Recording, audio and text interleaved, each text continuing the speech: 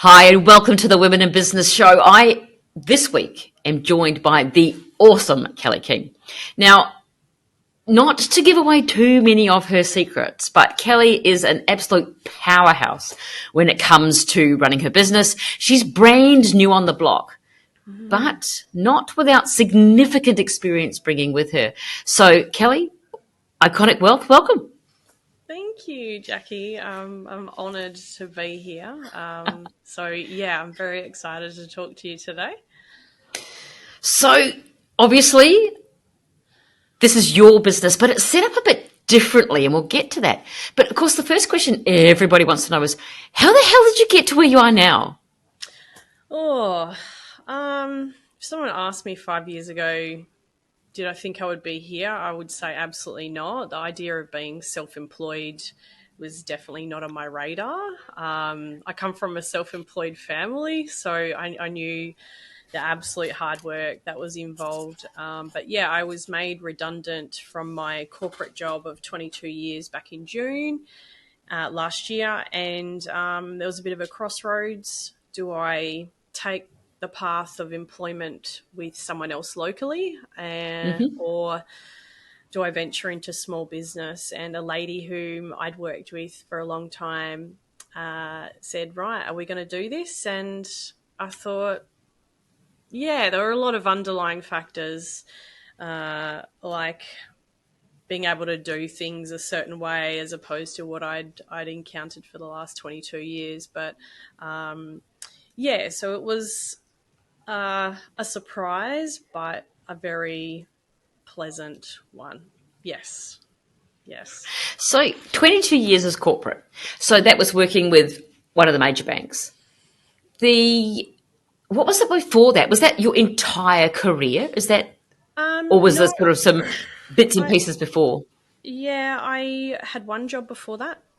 So other than working at the local deli as a youngster, who doesn't have that sort of baptism of fire? But I got a job as a receptionist for an insurance firm in Kalgoorlie, and within 12 months, I just knew that financial planning was the path that I wanted to take. And my employer at the time was really receptive to that. There was an incredible woman there who was a mentor to me at the time, Esther, and she absolutely encouraged me to do that sort of thing. So that was the first job that I had. And then this ad come up in the local newspaper, and I was 21, and it had I ticked most of the boxes, but I didn't tick all of them.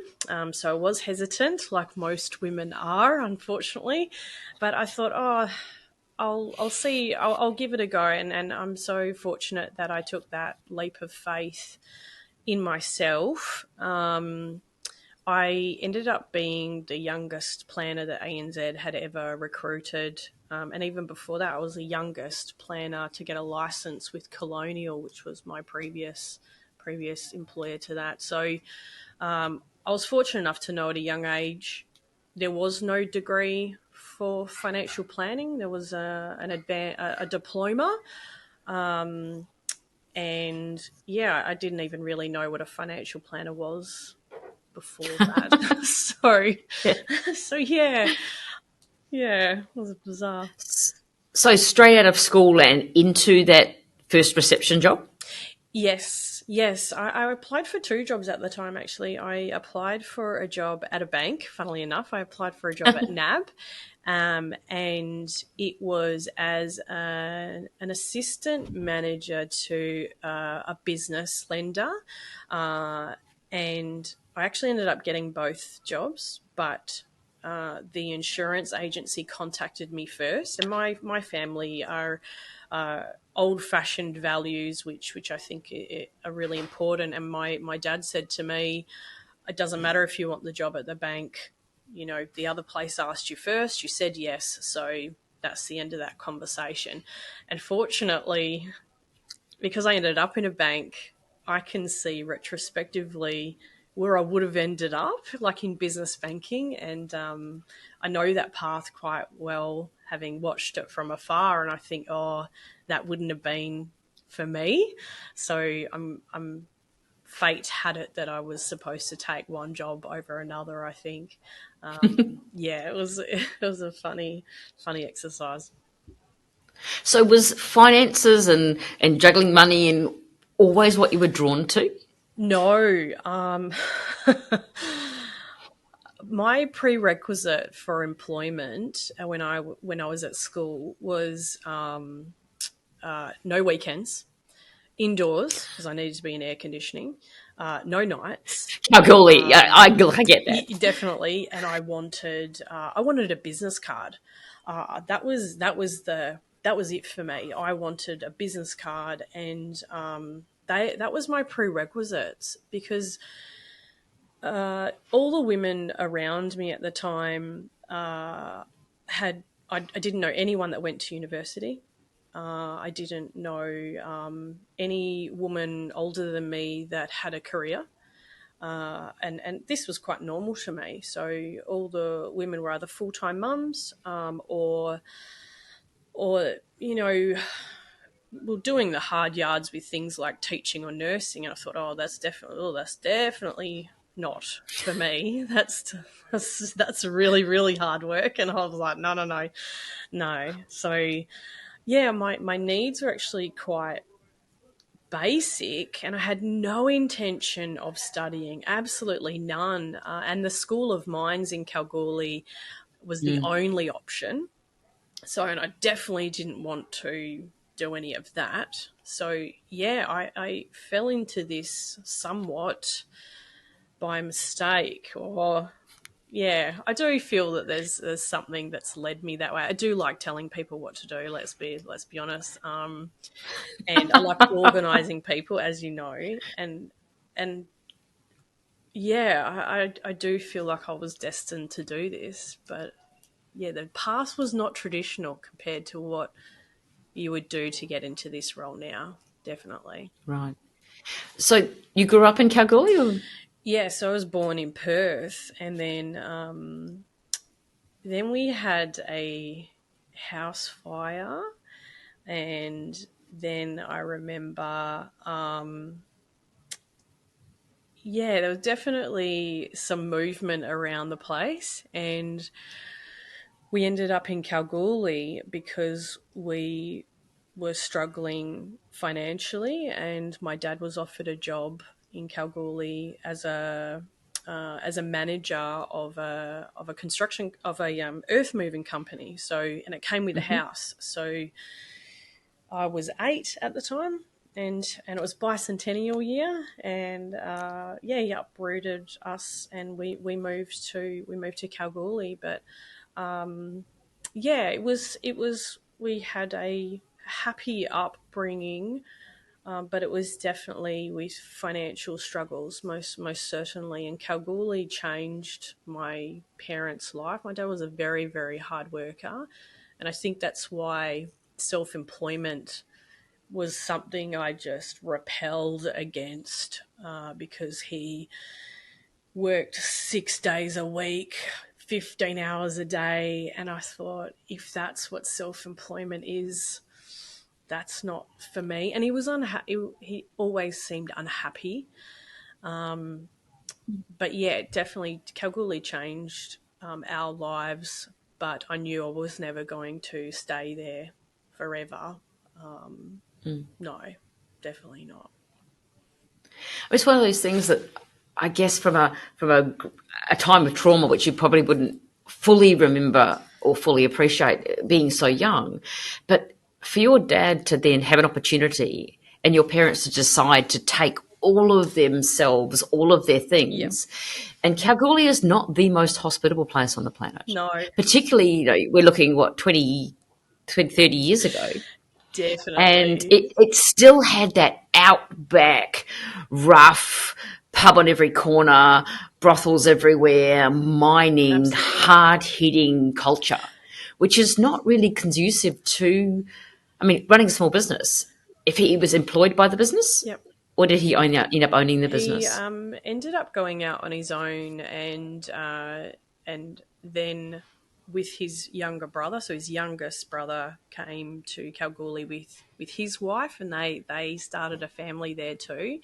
And the two of them created this mini empire, really. I think at the end, when he sold the business, he had over 20 employees, and someone rang out of the blue from over east and said, "Are you interested in selling your business?" And my dad was like, "Well, depends what, obviously depends what we're talking about." And Yeah, basically, make me an offer. yeah, it was done and dusted within 12 months. And yeah, my dad was, I think he was 45 and he retired. Yeah. But what a comeback. Yeah, but from a complete space of Oh, house is burnt down, what the hell am I going to do? We're under a lot of drama here, to, okay, I'll take that role, uprooting everybody, shifting you across the planet, yeah. to, okay, hang on a minute. I'll get my roots down here. We can do this, partnering with family, which is always Yeah. tricky, and then building something which is so valuable, which gave opportunities for things to happen for him, your mum, and the family. That's a Yeah, absolutely. fantastic achievement. And I think whilst I looked back and thought, oh wow, that's just, you work like a maniac. That Mm, work ethic 100% was instilled in me, and I knew that what I did with that was still going to be up to me. So I work hard, but I also know, which is different from that generation before me, is that I know I can trust people enough to be able to delegate. People are going to let you down. That's just part of life. People aren't always going to do things the way that you would like to do them. So I feel like I took some of that mm. genetics and I made it my own. And that was a large part of the thought process going into small business. I do remember growing up in that environment, but I remember thinking, well, that's one example. It doesn't have to be like that. And whilst a lot of people would look at his experience and go, it was super favorable, but he worked like a dog, absolutely worked his ass off. And but even before that, I remember as a child, I think I was like 5, and we would get up at 4 in the morning. Mum would, because we only had one car, so my mum would get us up at 4, the three of us, my brother and sister as well, and we would get in the one car that we owned, and we would drive an hour to drop my dad off to work at 6, and then drive all the way back so that my mum had the car for the day with 3 kids. And I remember falling asleep in my Weet-Bix. And I don't eat Weet-Bix now. I'm afraid of Weet-Bix. But I just remember that incredible sacrifice. And it was absolutely for us. And I think you've mentioned sacrifice, certainly of your parents before, and I always sort of laugh when people sort of say how hard things are at the moment sometimes, and I think, oh, they never complained. You know what I mean? Like, they never said, "Oh, I don't have this, and I don't have 2 cars," and it was just like, "Well, this is what we've got. Let's make it work." So I do feel like I have some of those qualities which sometimes can seem a bit ruthless, but that's where a lot of my personality comes from, is direct.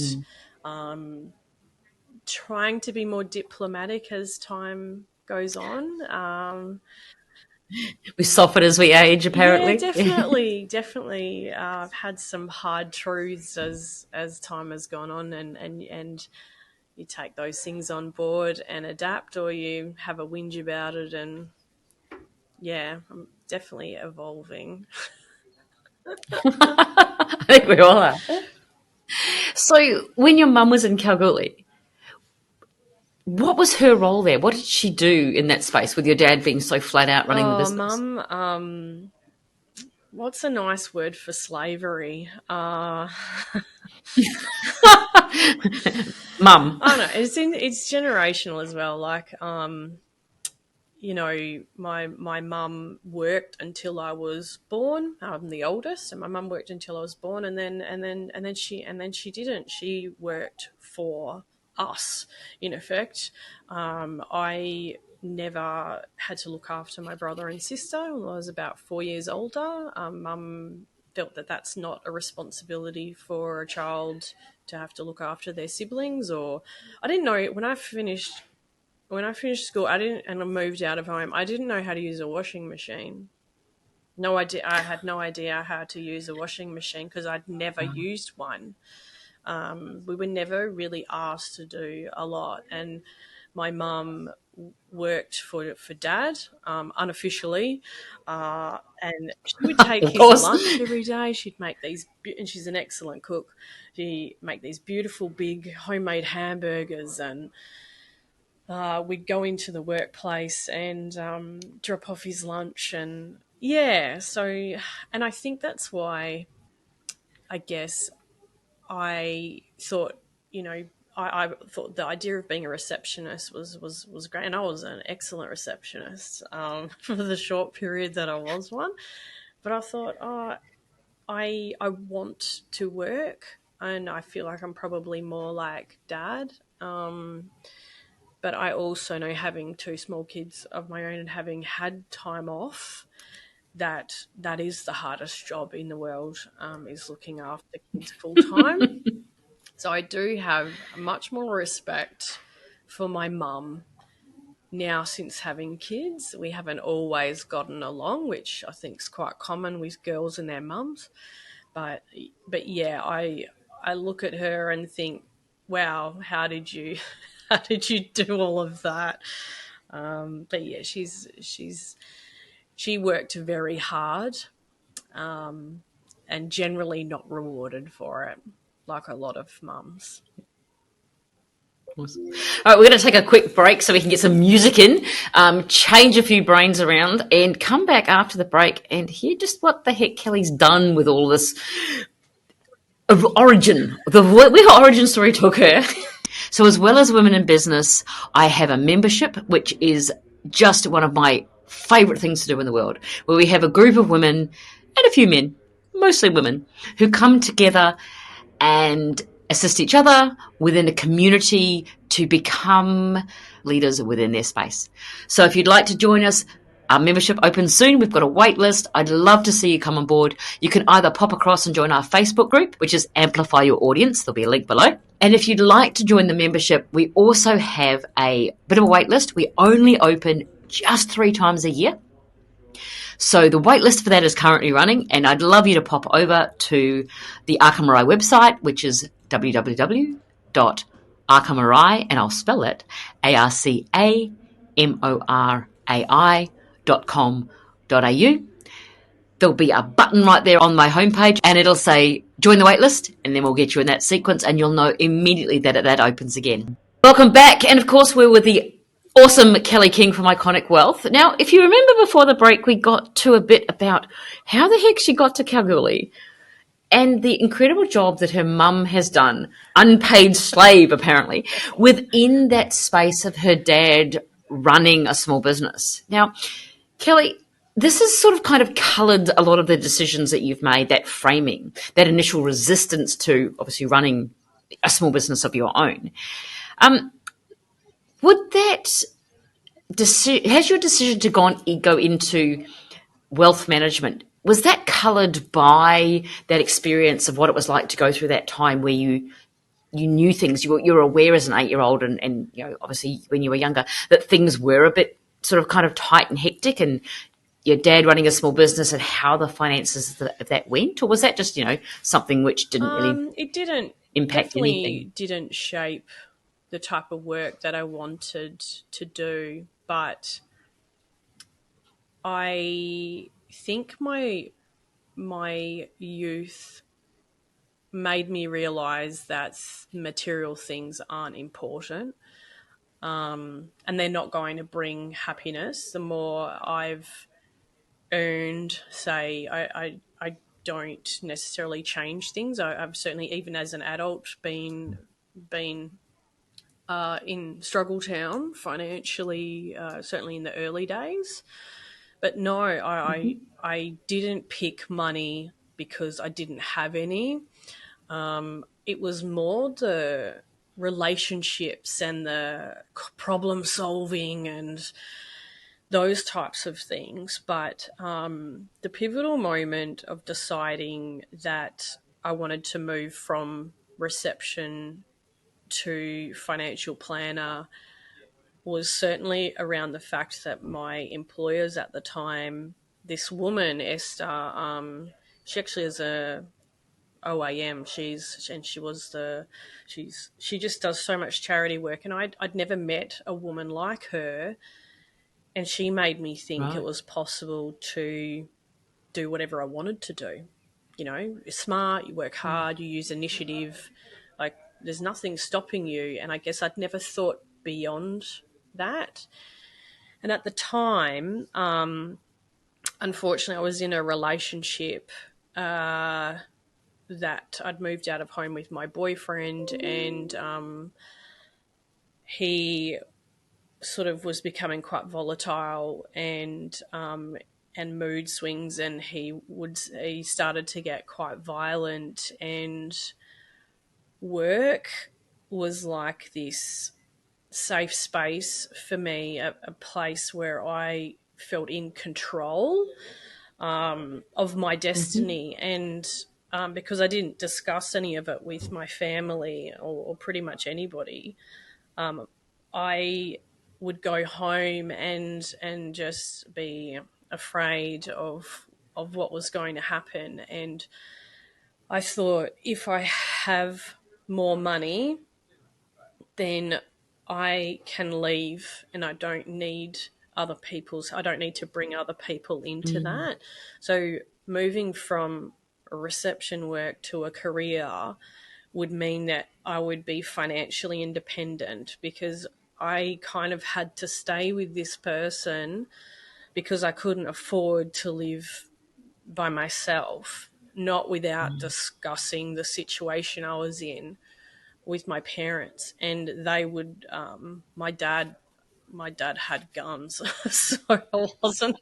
I'm not joking. Like, and I Yeah. was afraid for the outcome. So, moving from that role where I was a partial, my full time income still would not have touched the sides with what I would need to even leave. He controlled all of the money.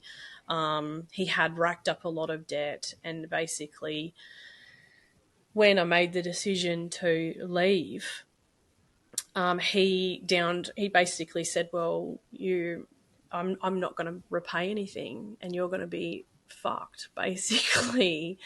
And he knew Yeah.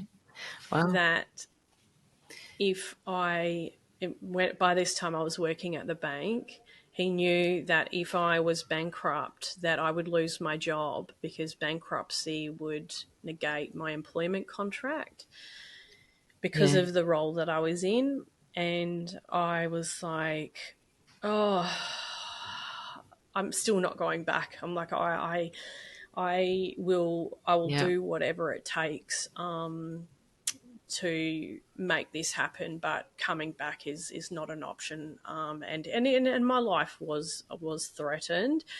But as I said to him, I said, I would rather die than spend another day with you.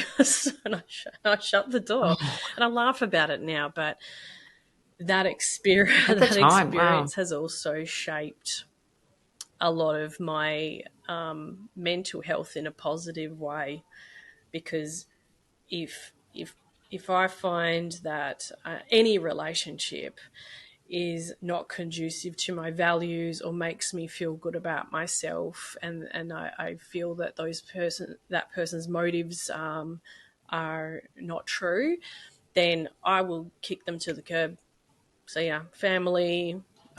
There's quite a few family members I don't speak to. But I'm like, no. Yeah. I don't know how long I'm going to be here for. So it's about quality, not quantity. I'm the opposite of a people pleaser. And I do feel that experience, which I didn't realize at the time, has shaped a lot of those attributes for me. And then money, I think a lot of the reason I was at ANZ for a long time is I felt some form of loyalty, not to the bank, but to the fact that that income and that career potentially saved my life. So yeah, it's a funny, it's a funny sort of progression. And I think, like as you say, you get older and you look back and you think, that's why I am this way. Self reflection is definitely something I do often. That's the only time I look back, but I don't dwell there. I'm always looking forward. And one of the phrases that comes to mind as you're thinking through that story is, and the importance of you meeting Esther and that woman in your life is that and I'd love to remember who said it, and I'm going to have to look it up one of these days. And the comment is that you cannot be what you Oh, cannot see. 100%. And so if you sit in that space, and I think particularly as women in business, we undervalue our role at mentoring. You think everybody's got it all together, and they really just don't. If you haven't been in a space where you've experienced what small business looks like, or you've seen that you can control your own environment, or you believe that you are beholden to other people's expectations, working other people's journeys, doing things that other people expect you to do, because this comes next, Jackie. This comes next, Kelly. Oh, what you do is you go from school, and then you A, and then you B, and then you go and find a person, and then you settle down and you have a family and Yes. you buy the house, or this is the recipe for success. And when you see another person, particularly another woman who you begin to respect and admire and think, wow, that's actually possible. And I think then the next step, if they then turn around and spend interest in you, you go, that's possible for me, which is that next step. And then you can take that big breath in and maybe go, hang on a minute, could this be a version of me? Can I see this in my future? Is that the role that Esther Yeah, played in your definitely. life then? Not to, in any way, shape or form, undervalue the No, contribution of your mum, who was, of course, a different role I model. think, But yeah. a mentor, I asked this the other night, the difference between a mentor and a coach. And it was described to me as someone who's walked the path before you. Like a mentor is someone who's been there, done that, unpolished, and is trying to basically share the path of least resistance for you. And Esther was savage sometimes, and as a 18, 19 year old, she'd be like, you shouldn't have done this way, and I'd never, other than my dad telling me off as a child, I've never been spoken to like that. But then 15 minutes later, it's like it was forgotten, and it was just fascinating to me. 100% authentic, no drama, no malice. It is what it is, and that was very unusual to me Yeah. for a woman, because in Kalgoorlie, and certainly the generation that I grew up in, women don't work together. Women compete.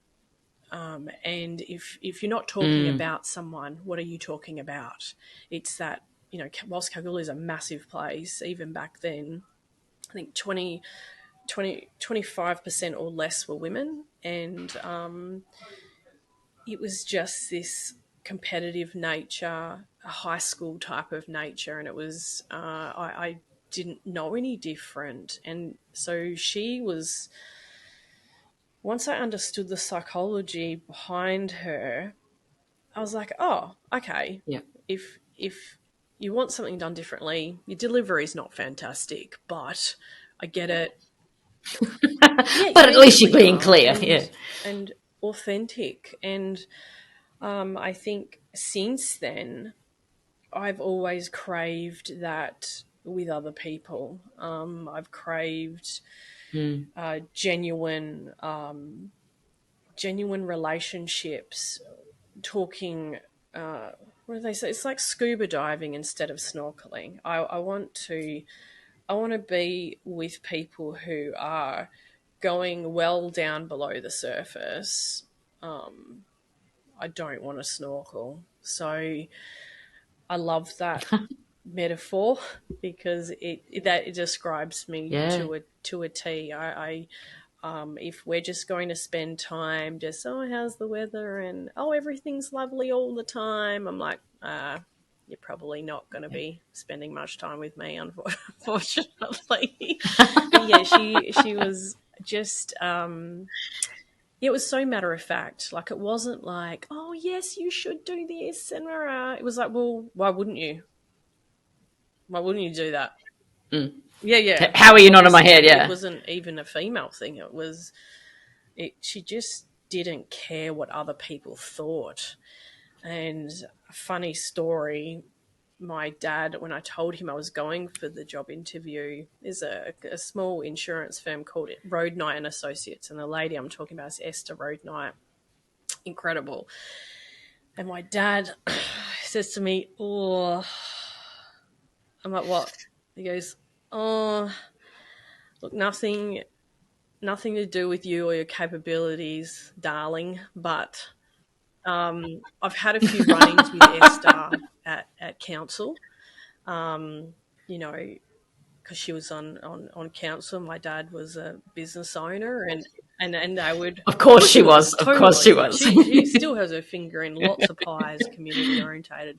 But he goes, we've butted heads a few times, and once she sees your last name, because everyone with the surname, my maiden name is Utterson, and everyone with that surname is directly related to me. Every single one in this country with their last name is directly related to me. So it's unforgettable.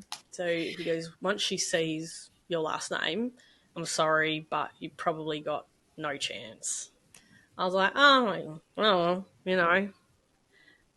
What and she I think I asked her like 12 months in. I had the courage to say, oh, you know, I think you might have met my dad a couple of times. And she goes, oh, yeah, no, don't remember it. So, yeah, it was like, Wow. she's just, at the time, it's like, it's either right or wrong to her, or she has a say about it at the time, but she doesn't take things personally, which again was so incredibly unusual to me. Yeah. And It's about exactly. the issue. I'm Deal like, with the can you issue imagine and then what the move world on. would be like if people were so rational and reasonable? So I've gotten It would be amazing, but we'd lose emotion, surely. But you know what's really amazing there is that it was significant in your dad's life. He's a bloke, like, not into drama and not into those sorts of things, but he's held it more personally than she has, you know. So Wow. yeah, but no, she was like, oh, I don't remember any of that. Like, it could be one of a million people I've had like a party with. Yeah, or maybe she just has so many run-ins with people it wasn't remarkable. Whereas if your dad didn't have those, well, it would have actually been interesting because she potentially was used to having blockhead run-ins with people because they're not used to that from a woman to stand her ground, particularly in Kalgoorlie, particularly 25 years ago or so. So for your dad, that would have been unusual, but possibly it was, this is the work of the role for Esther. This is just the way life rolls. So he would have been one of many. I think I sort of took on some of those traits as I went into ANZ, because I was one of two women in a team of 20, and I did feel like I had to be a bit of a bitch in order to, because I was the youngest person that I've seen, and I was a woman, and you had all these. And well, And you're in yeah, Kalgoorlie. the meetings were in Perth in the CBD, so you're surrounded by all these dudes in suits who are much more experienced than you. And often it was like, oh, you're here to get the coffee sort of thing, which only happened a couple of times because I found I felt like I needed to be probably a bit of a bitch about it. And I think it's this shield, this shield because also again with my upbringing, my mum certainly always told me that you don't want to be alone with a guy. You don't want people to perceive that there's something of a sexual nature going on. So I had all these sort of things going on in my head, and unfortunately, to be fair, it was good advice back then. And to be taken seriously as a woman in that environment, I did feel like I had to be a bit cagey, and delivery wasn't fantastic. It was only as time evolved and speaking to different people in that industry and having different mentors, male and female, through my time there, that they've said, look, we get your point, but your delivery is shit. Like, you can get your point across, and diplomacy is definitely something that I've tried to work on over the years, and that isn't necessary. But yeah, it's something that you kind of evolve into.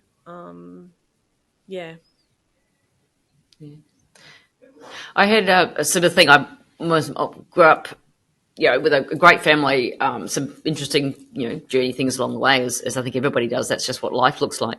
But again, as a geologist into a male-dominated industry, and I worked mining construction, and I love it. Absolutely loved it. I loved everything about it.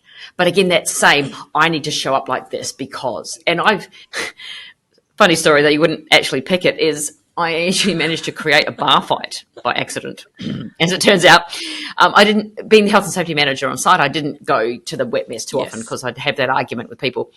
Oh, so what time did you finish work? 6. Yeah, so did I. And I didn't tend to. And I thought that I needed to maintain a separation. If I was going to be a senior leader on site, I wasn't in the bar drinking with all of the blokes. There's a thing. But on the rare occasion that I went into the bar, one of the guys with this particular project, where there was 67 guys and me on site for the build there, and for build of a new mine. And someone always walked me home, which I thought was cool. Yeah, it was very nice. Yeah, it was dark and it was whatever else. But someone used to, I wasn't very far from the bar, someone used to walk me back. And one of the guys turned up the next morning at work with a shiner, and I've gone, what the hell happened? And apparently there was a fight in the bar because one of the guys, Mick, had walked me back to my room. It wasn't his turn. I was like, how the hell? What? I had no idea any of this was going on, So I'm a short, little, round, loudmouth, bloody health and safety person, but apparently even so, it was just the most bizarre thing. Anyway, again, mentors, and I had this some great mentors, both male and female, through my career, which is again softened and reshaped. And I would love to talk about that, but we're going to take a quick break so that we can squish in some music and some other things and some thank yous to some sponsors, and then we'll be right back. I must admit, I absolutely love bringing the Women in Business show to you all. We have these great conversations with people, but you can't do these things alone, much like so much in small business. Going it alone, like the old African proverb says, you want to go fast, you go alone. You want to go far, you go together. And as a result, we've partnered with Lance Hall from EBATS Accounting. Now, Lance, I use him personally. He's absolutely awesome. He's definitely your better business accountant. If you're looking for someone you can actually have those conversations with, sometimes those uncomfortable conversations that you just think, oh, geez, I actually haven't had my best year ever. But I don't want anyone to judge me on that. Or you're going, you know what, actually, I've had an awesome year and I'd love to know what comes next. Lance is absolutely the best person to have that conversation with. So if you want to catch up with him, book that free consultation. You can do that by going to www.ebats.au. There's a page there. Select new business, Tell Lance that we sent you, so that Women in Business sent you, or Jackie sent you. One of the two, he'll get the message. He'll give you great service, and you can see where that goes from there. Now, it's really, really difficult to do a radio show such as Women in Business without fabulous sponsors. And this show is powered by Ignition App. They help you sell, bill, and get paid for your services, and they do it all in one place. So with Ignition, it's easy to engage with clients, engage with online proposals, engagement letters, automatic invoicing, payment collection, all of the things that go with actually the finance side of doing what you love to do. So the clients that you love to serve also love dealing with you because things are just simple, not complicated, even slightly. So you can start your free trial today with Ignition App, and they're offering you 50% off for 3 whole months on the Pro or the Scale plans. So if you'd like to have a chat with these guys, see what it's all about, zip down and have a look in the link below. And we're back with the awesome Kelly King from Iconic Wealth. Now, if you missed us before the break, we've learned a little bit about Kelly's background and how she ended up in the middle of Kalgoorlie with a dad running a small business, which was never the plan, and has actually ended up, currently, the story goes, working in a large bank as a wealth space. But he's had some fantastic mentors along the way. And Kelly, you were saying that that's really shaped the way both how you got into the industry, but also the way that you've chosen to evolve, the way that you deal with people, and all that sort of kind of, as we get older, we soften or we approach things in a different way. So why have those mentors been so important in that? And did you find that hard to take, especially from maybe your first 1 or 2 male mentors, that feedback? I think constructive criticism, even when it comes from a good place, is hard to hear for anybody. I think anything negative, our initial reaction is this defense sort of mechanism. But I think when you know that person's intentions are pure, and also that they've probably, knowing them, have spent a long time thinking about how they're going to deliver it to right. you. Because, of course, at this stage, Kelly's still very scary. Yep. And I think I've also seen some of these people, even though they've been my line managers, evolve as managers.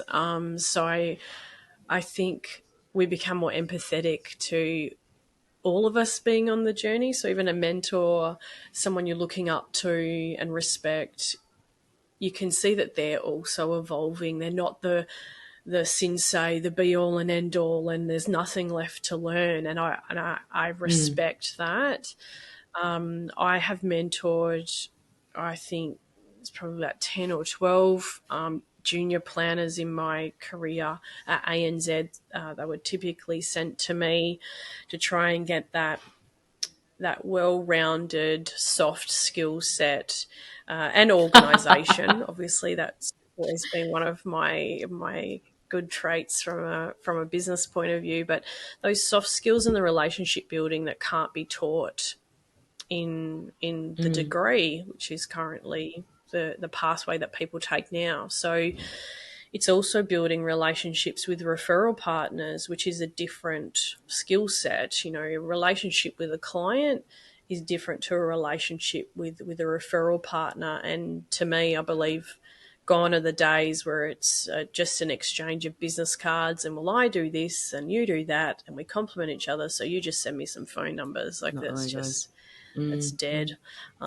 It's about people referring to people that they like. So I want to get to know you better. So these are the sorts of things that don't get taught in books. And even in webinars, I've always done a lot of one-on-one, and I think moving into small business, that was definitely a gap that I wanted to fill.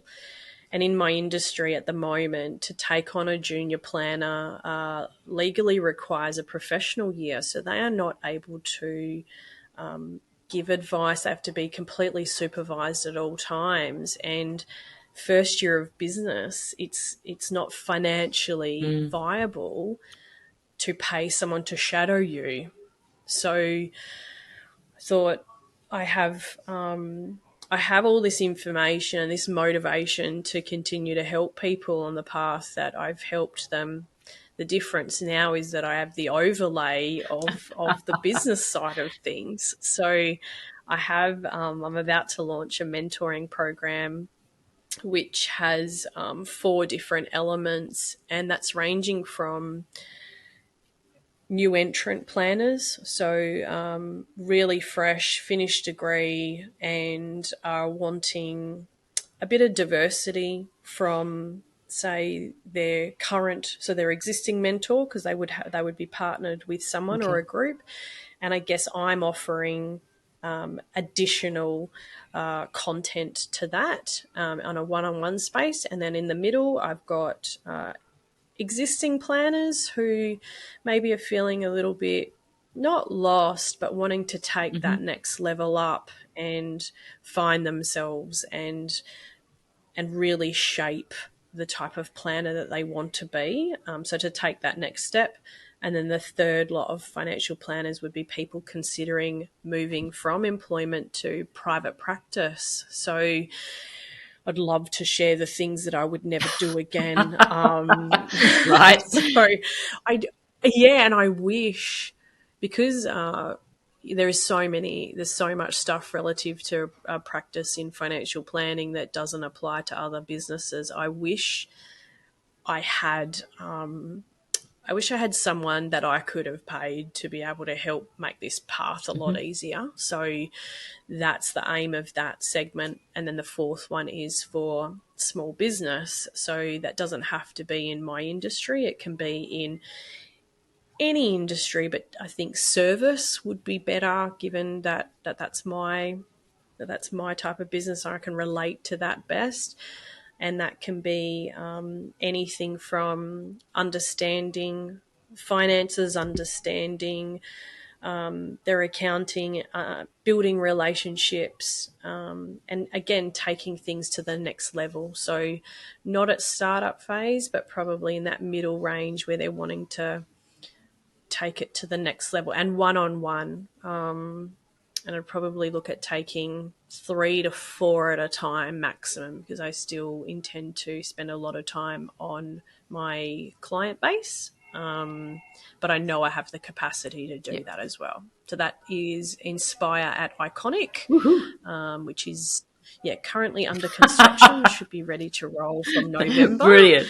And so I'm excited about that very much. So was it the fact that you had such solid mentoring from Esther and from subsequent mentors when you were within ANZ that has got you to a point where, even though you've only been in business for a year and a smidge, that turn around and to give back to your industry? Is that what's driving this?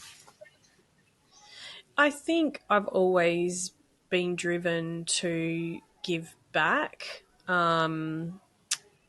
In my profession, I think my profession especially, because women make up less than 25% of financial planners in Australia, which I don't understand, because the role is not masculine.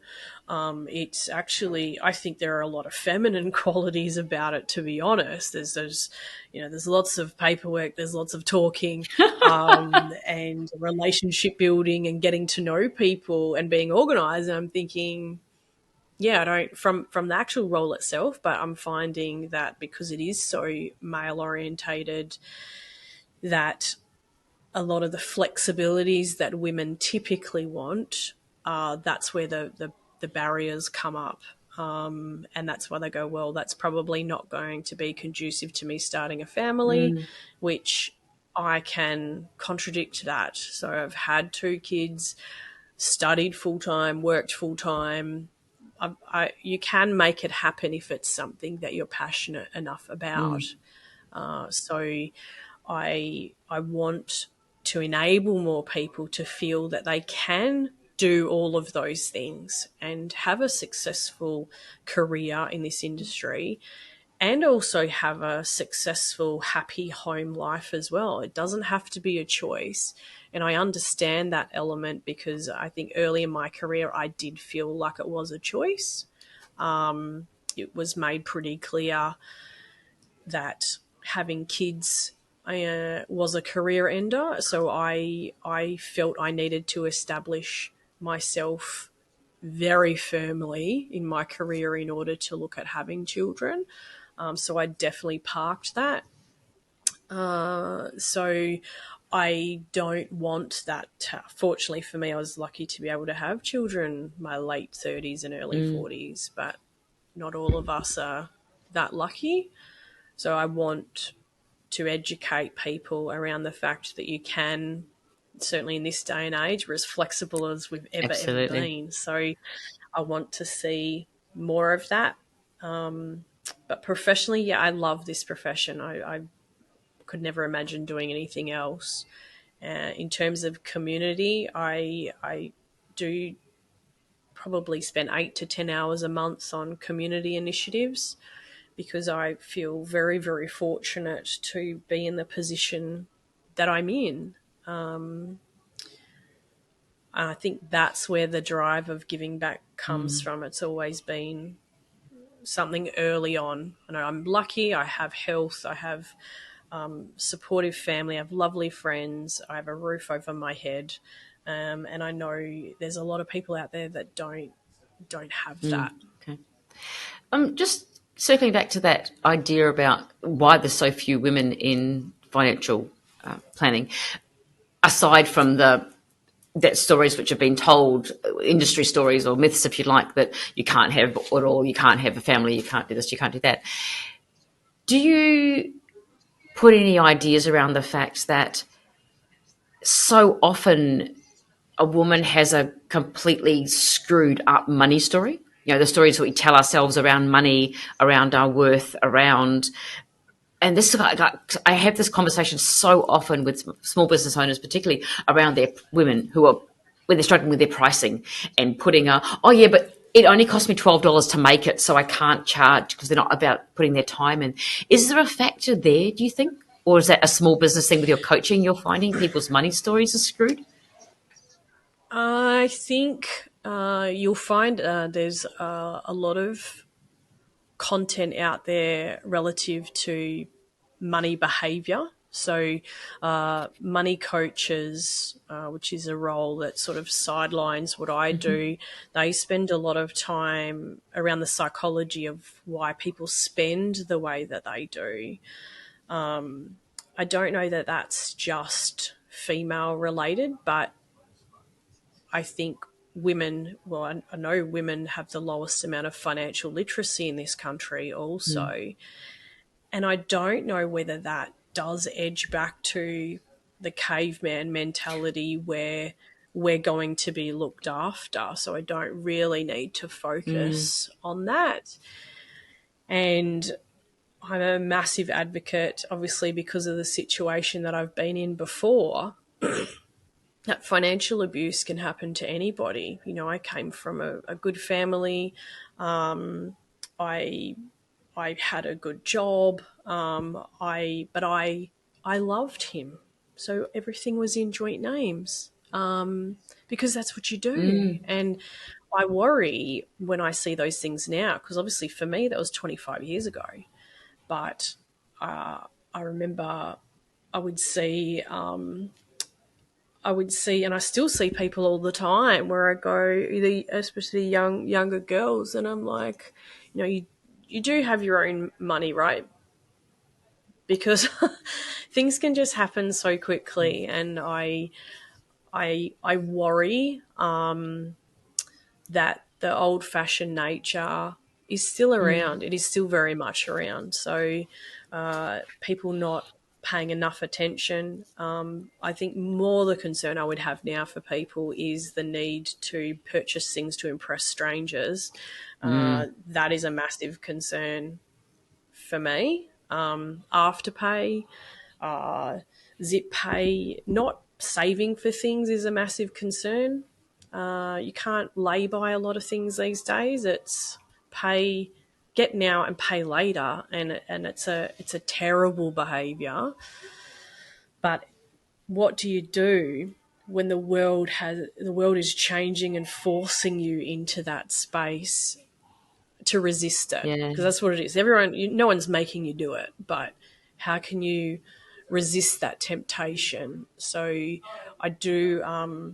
I have done financial literacy before with different groups, just to help educate people around the importance, but it needs to be on a national scale. Like, Right, got it. definitely, yeah. Okay.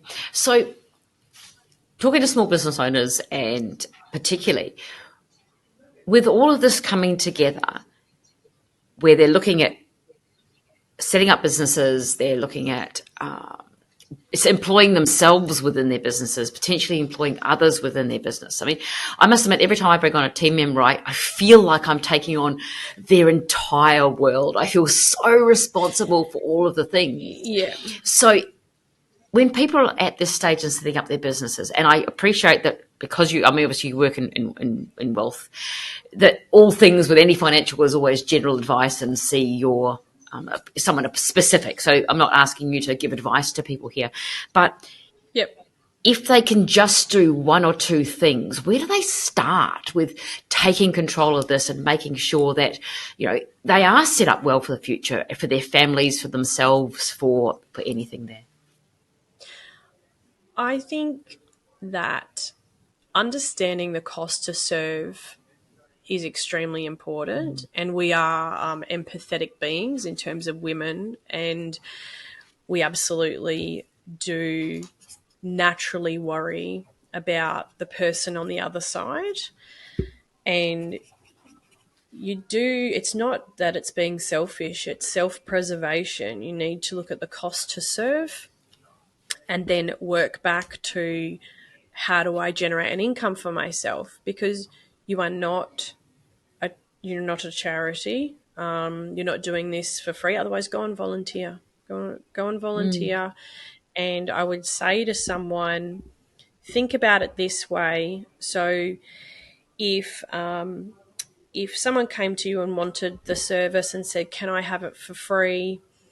Or actually, can I get your ATM card and go and take the equivalent cash out of your bank account? Because that's ultimately what you're doing. Do you know what I mean? So would you pay for that person's dinner when ideally, well, they can pay for it themselves? Otherwise, why are they initiating a service? There will always be a group of people who don't pay on time because they can. Yep. It's not because they don't have the money. There will always be people who ask for a discount even though they don't need to. It's a game to a lot of people. So I think you need to think about whether you're creating a job for yourself, which is what most self-employed people are doing, but you have to be able to pay yourself. So that should be the number one thought process every single time that you're steadfast in what you're charging. I need to charge at least this amount in order to be profitable. And then I need to charge at least this amount in order to pay myself a reasonable wage, which for a lot of self-employed people is less than what they would get if they went and worked somewhere else. Yes. So yeah, unless you are wanting to volunteer, give back to charity your time, then avoid doing that and work out your cost to serve and be firm with yourself.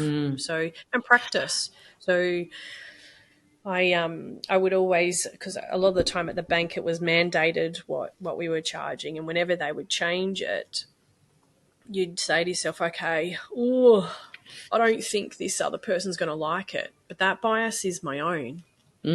That bias is mine. And the biases that we have inside our heads are sometimes the worst thing. So you have to say it.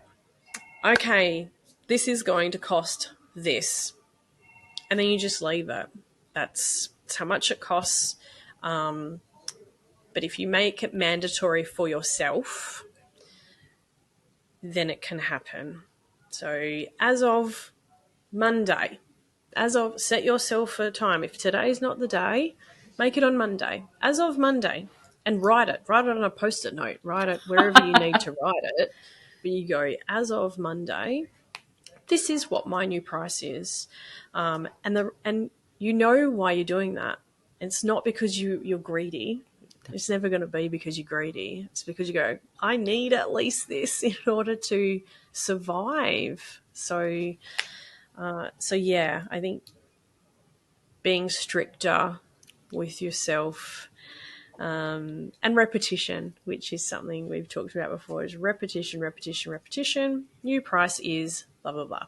Yep. New price is blah, blah, blah. Yep. And that's it. And I think it's some beautiful words in there. And I love that, the cost to serve, because that's what we do. As small business owners, we're choosing to serve. We're not choosing to Absolutely. do whatever. We're choosing to serve. And that does come at a cost. Physically, emotionally, time, all the things. But if you're not taking your energy, you can't spend it somewhere else.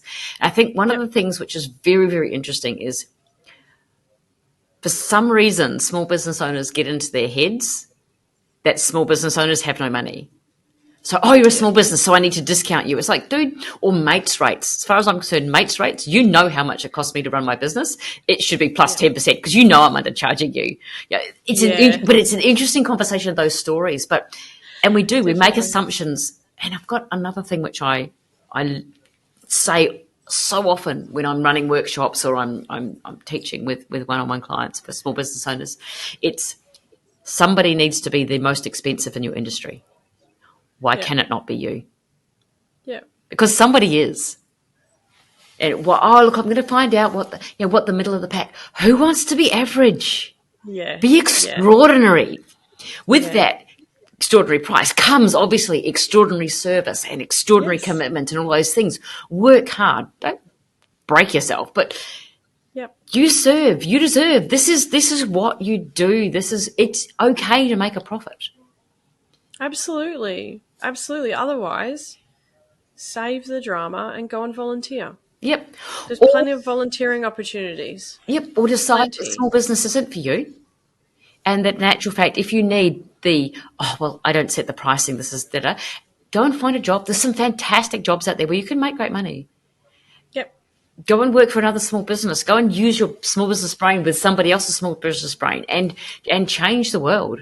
But you're right. If we're not sitting there within and consciously creating a space where we give ourselves permission to have wealth. Yep. We're not talking about making billions here. It is such a jam. But it's about being able to create opportunity for your children. And you can do that with financial security. You can do that with well-planned things. Absolutely. And if you're not making money for yourself, to pay yourself, well, not only are you paying to volunteer, but what happens is people build up resentment. You know, like I look back at my dad and you look at him and you see his demeanor during that period of time and you think, oh God, your life sucks. So do I think he's like, oh yeah, I'm living the dream, I'm doing what I want to do my way? And he was miserable. And when you're not making money, and he was making money, but when you're not making money, how can you, especially if you're financially struggling, how can you be happy about the choice to do this? It seemed like a good idea at the time. Now I'm just a slave to something I created because I don't have the pizzazz or the drive to go, actually, this is what I charge now. And I also think that a lot of people don't understand whether they are making money or not. That is a big thing. They see, the accountant at the end that I've made this much profit, and they're like, I don't know where it all went. Because you don't understand the numbers. You don't understand how money's coming and going out, and it's super, super common, very, very common. But yeah, if you're making a profit then you're not going to feel that resentment that you are a slave to something you thought was going to be a great idea, and it's not. Yeah, You know. awesome. Kelly, thank you so much. There's so many gems in there. I can see we're gonna grab these things out and repurpose them all over the planet, which of course is the whole point of investing in this time to do it. Thank you so much for those really awesome pieces. My takeaways are that the cost to serve, absolutely, and that mentor, that role of finding solid mentors within our lives, someone you can turn up to and you go, I've got this idea. It's a little bit crazy, but what do you think? And they can honestly tell you, that's a dumb idea. Or have you thought about this? And that concept that you put out there of a mentor versus a teacher or a tutor, a mentor being someone who's walked the path that you're trying to walk and can share their experience and their knowledge from a first-hand point of view with you. I think that is so important. And from there, we can create strong communities of people doing what they do, supporting each other, ditch that competition and start with collaboration and the strength that comes with that. Absolutely.